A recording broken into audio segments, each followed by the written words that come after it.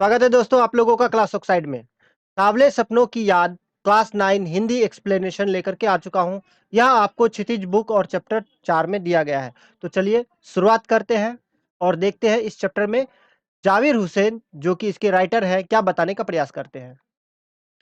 सावले सपने की याद जाबिर हुसैन जी द्वारा लिखित एक संस्मरण है और डायरी शैली में लिखा गया है। डायरी क्या होता है और संस्मरण क्या होता है? संस्मरण एक वह एक यादें होती है, कोई यादें होती है जिसे हम लिखते हैं। हमारे जीवन की कोई ऐसी घटना जिसे हम लोग यादों के रूप में सजा करके रखना चाहते हैं और उसे लिख लेते हैं, अपनी डायरी में नोट कर लेते हैं। तो उसी तरह से यहाँ जाबिर हुसैन जी ने भी एक घटना है जिसे उन्होंने डायरी के रूप में लिखा है। और वो कौन-सी घटना थी? तो यह घटना थी सालिम अली जो कि एक प्रसिद्ध पक्षी वैज्ञानिक थे या पक्षियों के पीछे भागने वाले व्यक्ति थे या पक्षियों के लिए प्रेम रखते थे या प्रकृति के लिए प्रेम रखते थे। उनके लिए यहाँ उनके मृत्यु से उत्पन्न जो उसका दुःख है, अवसाद है, उसको यहाँ पे वर्णन करते हैं। और एक तरह से कहा जाए तो सालिम अली के जीवन का चित्र यहाँ पे उकेरा गया है और जाविर हुसैन ने व्यक्ति चित्र के रूप में यह रचना लिखे हैं। तो उसी में देखते हैं कि क्या बताने का प्रयास करते हैं जाविर हुसैन जी। कहानी की जो शुरुआत होती है या कहिए कि घटने की जो शुरुआत हुई वह सालिम अली की मृत्यु से होती है। यहाँ पे जाविर हुसैन जी कहते हैं और बहुत ही सुंदर शब्दों में कहते हैं कि सालिम अली सुनहरे परिंदों की खूबसूरत पंखों पर सवार होकर मौत की खामोश वादी में हमेशा के लिए चले गए। कहने का अर्थ यह है कि हमेशा के लिए यानी कि पक्षी के लिए जो सालिम अली के लिए प्रेम था वह अब जो है वह खत्म हो गया और उसी के साथ ही वह हमेशा के लिए जो है परिंदों के खूबसूरत पंखों पर सवार होकर के या उनकी यादों में सवार होकर के हमेशा के लिए चले गए। आगे कहते हैं कि अब यह संभव नहीं है कि कोई उन्हें रोक ले या कोई उन्हें दोबारा बुला ले। अब यह संभव नहीं है क्योंकि एक बार जो मृत्यु को प्राप्त हो जाता है वो वापस नहीं आ सकता है।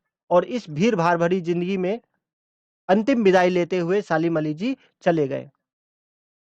और कैसे गए? तो जिस तरह से एक पक्षी जो है अपना अंतिम गाना गा करके वह हमेशा के लिए चले जाते हैं, सो जाते हैं, उसी तरह से सालिम अली भी अपना जो अपनी यादें जो है वह छोड़ गए हैं और मौत को गले लगा लिए।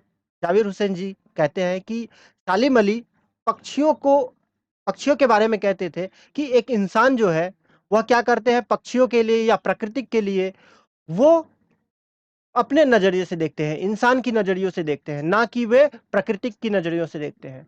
जबकि हमें क्या करना चाहिए, एक पक्षी को पक्षी की नज़र से, एक प्रकृति को प्रकृति की नज़र से देखना चाहिए। तभी हम उसके दुःख को, उसके अवसाद को या उसके जो चरित्र है, उसके जो चीज़ें हैं, उन्हें हम लोग अच्छी तरह से पहचान पाएँगे।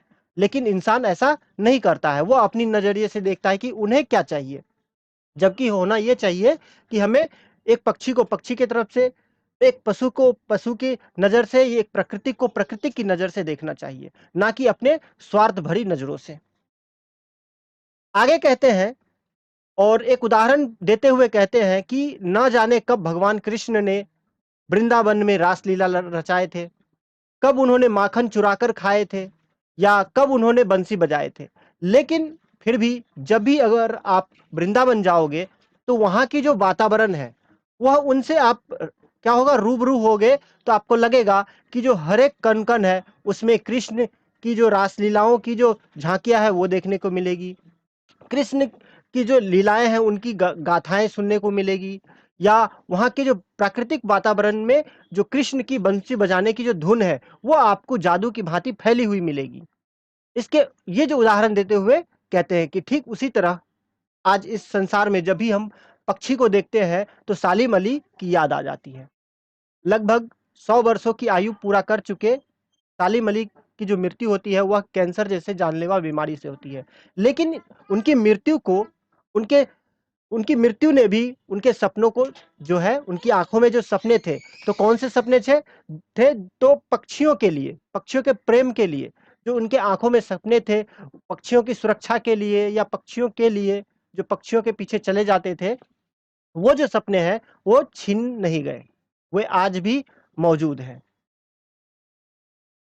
आगे फिर जाविर हुसैन जी कहते हैं कि शायद ही कोई दूसरा व्यक्ति होगा जो सालिम अली जैसा कोई वर्ड वाउचर होता है। वर्ड वाउचर कौन है?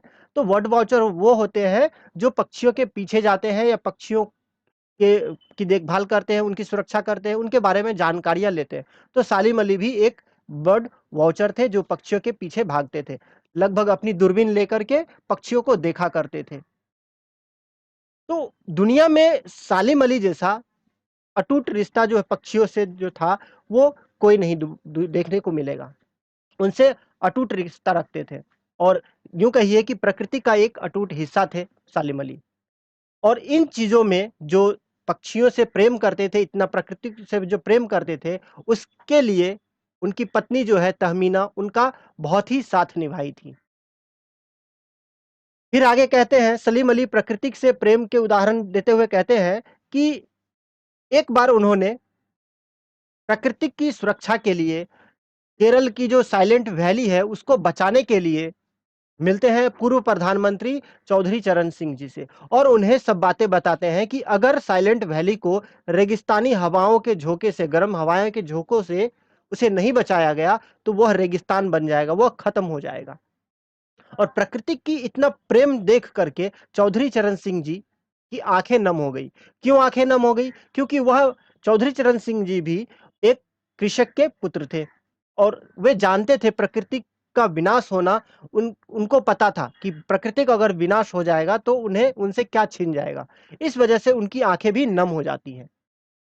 फिर कहते हैं जाविर हुसैन जी कि आज ना ही सालिम अली जी हैं और ना ही चौधरी चरण सिंह जी हैं, लेकिन फिर भी वो जो उन दोनों के लिए जो प्रकृति के लिए जो भाव है, वे कहीं ना कहीं कमी खल रही है।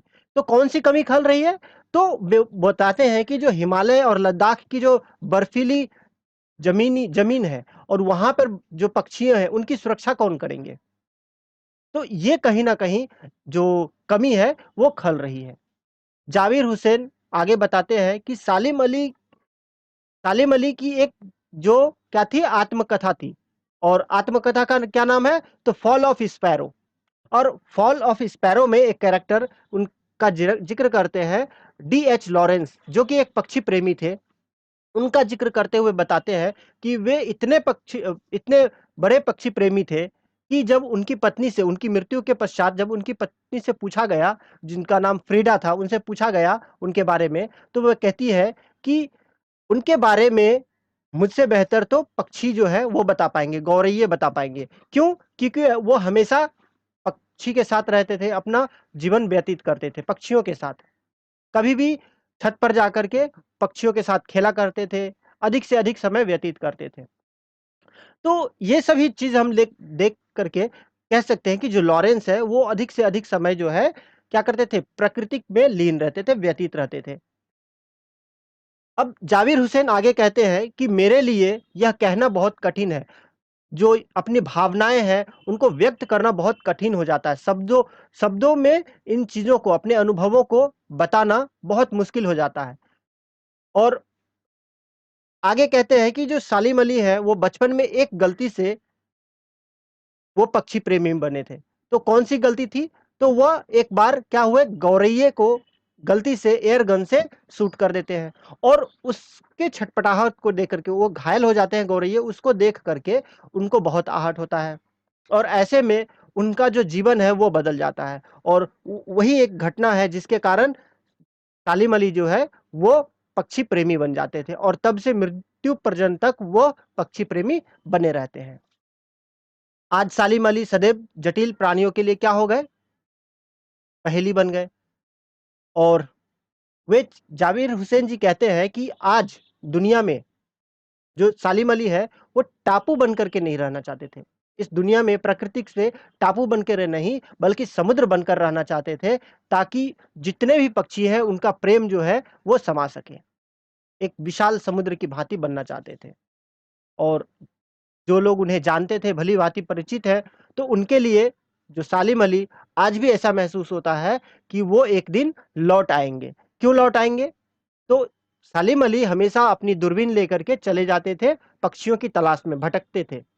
ऐसे में बहुत सारे जो व्यक्ति हैं उनसे परिचित हैं, वो सोचते हैं कि एक न एक दिन सालिम अली लौट आएंगे, क्योंकि वो कहीं ना कहीं पक्षियों की तलाश में गए होंगे। उन्हें विश्वास नहीं होता है कि सालिम अली अब इस दुनिया में नहीं रहेंगे। उनमें से जाविर हुसैन जी भी एक थे।